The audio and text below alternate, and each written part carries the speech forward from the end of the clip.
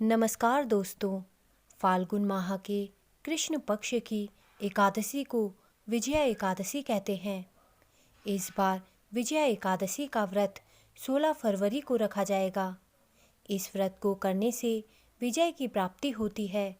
इस दिन भगवान विष्णु की पूजा करते हैं और व्रत कथा का श्रवण किया जाता है। इस व्रत कथा के श्रवण करने या पढ़ने से सभी पाप नष्ट हो जाते हैं। उसे वाजपेय यज्ञ का फल प्राप्त होता है। एक बार धर्मराज युधिष्ठिर ने भगवान श्री कृष्ण से विजया एकादशी व्रत और उसकी विधि के बारे में पूछा था। तब भगवान श्री कृष्ण ने बताया था कि फाल्गुन माह के कृष्ण पक्ष की एकादशी को विजया एकादशी कहते हैं। उन्होंने विजया एकादशी व्रत कथा कुछ इस प्रकार सुनाई थी।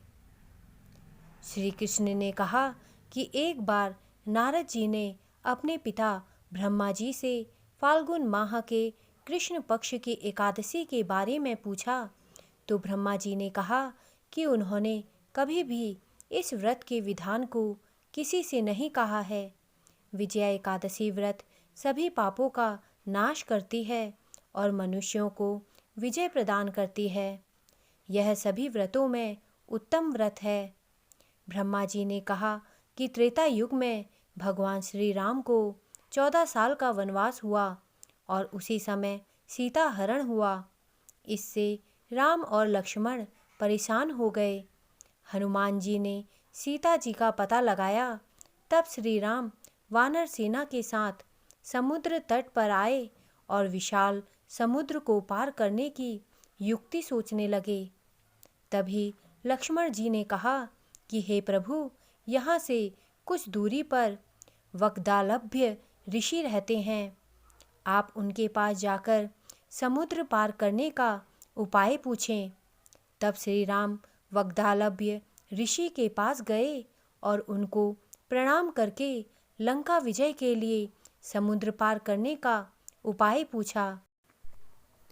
तब वग्दालभ्य ऋषि ने कहा कि आपको विजया एकादशी व्रत विधि विधान से करना चाहिए। इस व्रत को करने से आपको विजय प्राप्त होगी और आप वानर सेना के साथ समुद्र भी पार कर लेंगे। वग्दालभ्य ऋषि ने श्री राम को विजया एकादशी व्रत की पूरी विधि बताई। उन्होंने कहा कि आपको अपने सभी सेनापतियों के साथ इस व्रत को विधि पूर्वक करना चाहिए। विजय अवश्य प्राप्त होगी।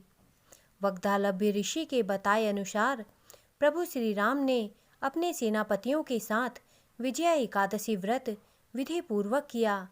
उस व्रत के प्रभाव से वानर सेना समुद्र पार कर गई और श्री राम को लंका पर विजय प्राप्त हुई।